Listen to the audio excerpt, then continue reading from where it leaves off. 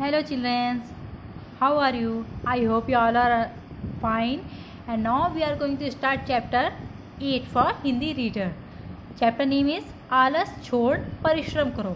आलस छोड़ो मतलब लेजीनेस हटाओ, मतलब आप लोग आलस मत करो, और परिश्रम मतलब मेहनत करो. होता है ना कि अगर आलस करोगे कोई भी काम नहीं, आलस से सारे काम बिगड़ते हैं. तो आलस नहीं करना चाहिए और परिश्रम मतलब मेहनत करनी चाहिए. मेहनत करोगे तो फिर आप लोग को उसको बहुत सारा फल मिलता है. अब यहाँ पे देखो कुछ पिक्चर बनी हुई है किसान की, फार्मर्स जो ये खेती करते हैं और इसका फल इनको मिलता है. कैसे मिलता है? ये खेती करते हैं, पूरी मेहनत करते हैं, सब कुछ अपना दिन रात यहाँ पे अपना इसमें खेतों में लगाते हैं. उसके बाद फल होते हैं, फ्रूट्स होते हैं, अनाज होते हैं जो हम लोग खाते हैं. इसके खा के हमको एनर्जी मिलती है जो इन लोग की बदौलत होता है, और इन लोग के ही वजह से हम लोग को प्राप्त होता है, मिलता है, और हम लोग अपना पेट भर के खाते हैं. इसलिए मेहनत करनी चाहिए. ये नहीं सोचना चाहिए कि हम अपनी मेहनत करेंगे, अपने लिए करेंगे, नहीं. ये देखो ये है क्या है, ये मेहनत ये करते हैं और फल हम लोग को भी मिलता है. ये लोग कितनी मेहनत करते हैं, इसलिए मेहनत हमेशा करनी चाहिए और दूसरों की मदद भी करनी चाहिए. इसीलिए हम लोग स्टोरी को पढ़ेंगे. कहानी है यानी स्टोरी, तो हम लोग इसको पढ़ेंगे और समझेंगे इस चैप्टर में क्या है. एक गांव था. उस गांव में अनेक किसान रहते थे. सभी किसान अपने अपने खेतों में कठोर परिश्रम करते थे. परिश्रम मीन्स मेहनत. वे अपने खेतों की अच्छी तरह से जुताई करते थे. जुताई मतलब खेती करते थे. बीज बोते, समय पर सिंचाई करते और भरपूर फसल लेते थे. उसी गांव में नकुल और हरि नाम के दो सगे भाई भी रहते थे. दोनों जवान थे और उनके पास जमीन भी अच्छी थी. फिर भी घर में खाने के लिए दाने तक ना थे. दोनों भाई गांव वालों से उधार ले लेकर किसी तरह अपना काम चलाते थे. उनकी गरीबी का कारण था आलस. दोनों भाई बड़े ही आलसी थे.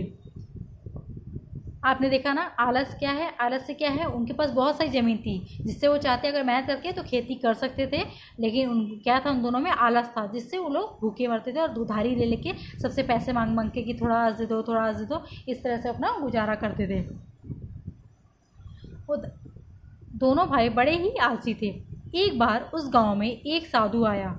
गांव वालों ने साधु का खूब आदर सत्कार किया और उनको अपनी सामर्थ्य के मुताबिक दान दक्षिणा भी दी. इसके बदले साधु ने सच्चे ज्ञान से भी बड़ी बड़ी बातें बताई. सच्चे ज्ञान मतलब अपनी जो सच्चाई थी उसको ज्ञान मतलब सबको समझाना, अच्छी अच्छी बातें समझाई. उन लोग को समझाया कि क्या क्या अपने सारी अच्छाइयाँ उन लोग को बताई. एक रोज़ नकुल और हरि भी साधु से मिले. उन्होंने साधु महाराज को अपनी दुख भरी कहानी बताई और दुखों से छुटकारा पाने का उपाय जानना चाहा. उनकी बातों से साधु जान गया कि जिनके पास गांव के अन्य किसानों से ज़्यादा ज़मीन है वे फिर भी सबसे गरीब हैं, तो अवश्य ही आलसी होंगे. इसलिए साधु ने उन दोनों भाइयों को कहा, देखो तुम्हारे खेतों में बहुत बड़ा खजाना गड़ा हुआ है. यदि तुम इस खजाने को निकाल लो तो तुम्हारी सारी गरीबी दूर हो जाएगी.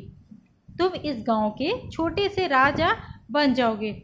अगले ही दिन दोनों भाई फावड़े लेकर खेत को खोदने में जुट गए. उन्होंने सारा खेत खोद डाला परंतु कहीं भी खजाना नहीं मिला. खजाना क्योंकि था नहीं, साधु ने तो अपना चाल चली थी. क्योंकि साधु से उन्होंने उपाय पूछा तो साधु ने अपना दिमाग लगा के उन लोगों को समझाया कि क्योंकि उन लोगों के पास ज़मीन बहुत थी, वो लोग खेती करता तो खुद ही मिल जाता, उन लोग को किसी से मांगने की ज़रूरत नहीं पड़ती और अच्छे से अनाज वो लोग खाते और बेच के उन लोग के पास पैसा भी रहता. इसीलिए साधु ने अपना दिमाग लगाया और उन लोग को खजाने का झूठ बोला. दोनों भाइयों को साधु पर बहुत गुस्सा आया.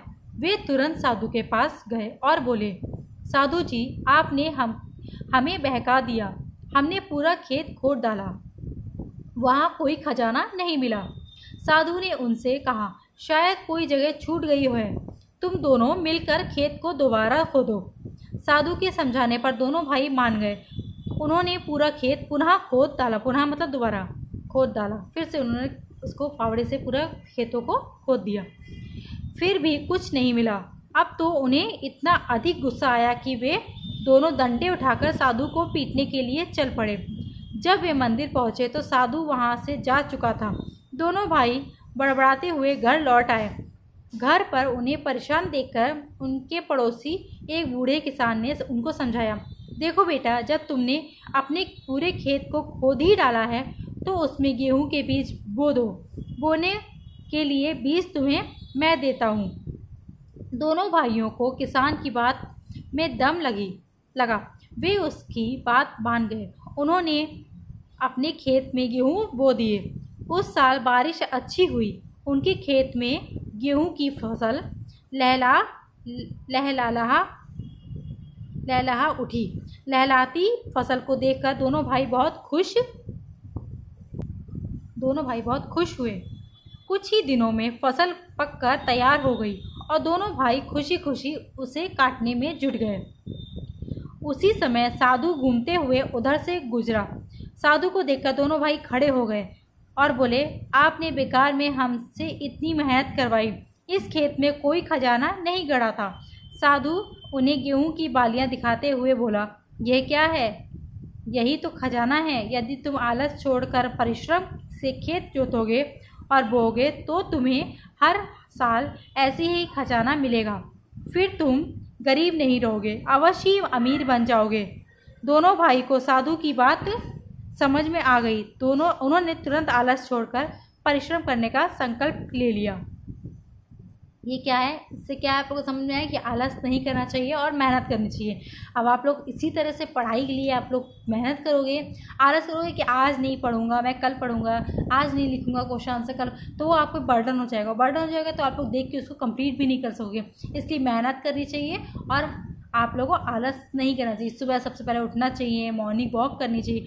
अच्छा ठीक है, बहुत लोग होंगे स्कूल अभी नहीं जा रहे हो, ठीक है, लेकिन आप लोगों को क्या है, मेहनत करनी चाहिए। घर में उठो, अपने आप मम्मी पापा के साथ हेल्प करो, पढ़ाई करो, अपना रिटर्न वर्क कंप्लीट करो, जो भी है आप लोग और चीज़ में सीख सकते हो, तो इसलिए मेहनत करो। Okay childrens, I hope you understood this chapter.